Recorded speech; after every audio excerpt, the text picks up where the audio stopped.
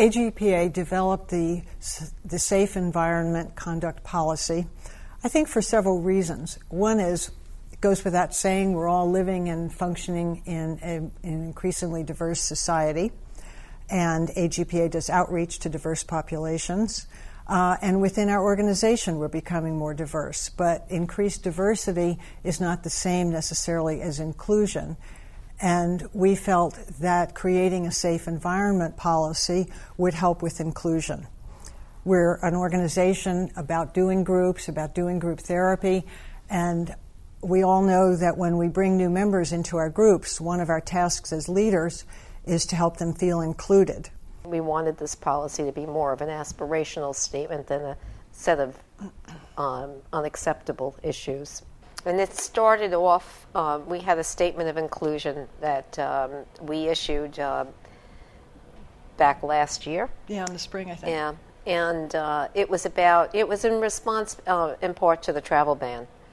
And we had a lot of the special interest groups involved in sponsoring that, as well as our community outreach task force. And, we started at that point, and then we figured we would take it into a policy format. And in the meantime, look what's happened in the larger world with sexual harassment charges and all of the issues that have been going on that are so prominent, which came in after we started this policy. And it just reinforced the need to make sure that people were able to come here and be with AGPA in a way that they felt that we were taking care of the environment and that it was safe for them to be here. The other part of it is it tells people what they can do if they do feel they've not been treated well.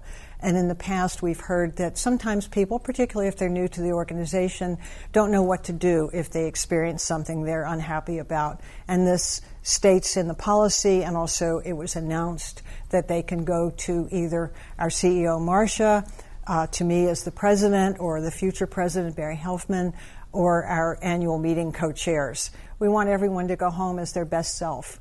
It's very challenging, and especially in a meeting like ours, which is a lot of experiential learning, and where we want people to be honest about their feelings and comments and emotions. And so yes, it's a big challenge to allow that freedom to happen, and at the same time to make sure that people are being respectful and feeling safe enough to express themselves and not feel that they're infringed on personally. So it's a big challenge, and this is our first year launching it, so I'm sure we'll have a lot to learn about how to manage that going forward. And as far as other diversity initiatives, we do have a special interest group devoted to diversity, the Racial, Ethnic, and Diversity SIG.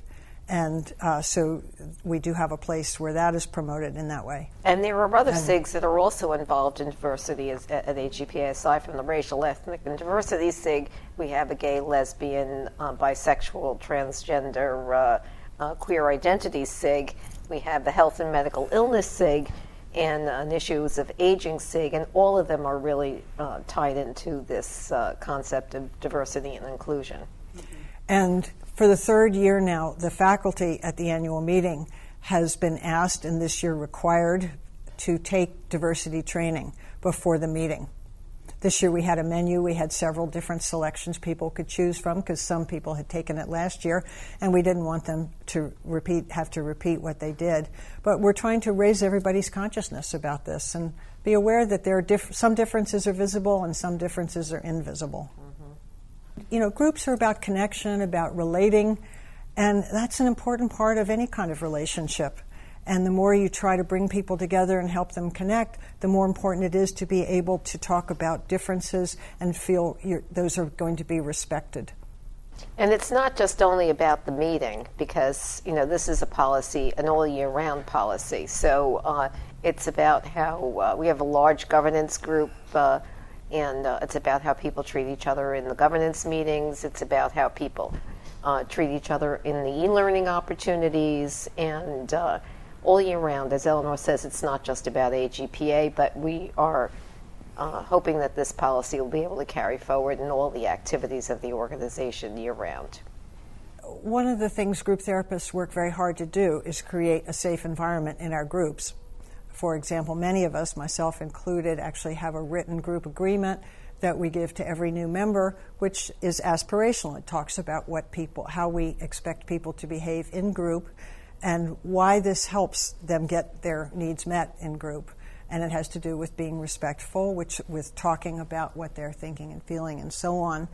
And so I think that this is another example of a model that helps group therapists think about, okay, how can we make our groups even safer for people? Because we know that one of the healing factors in group is universality, and another healing factor is reduction in shame.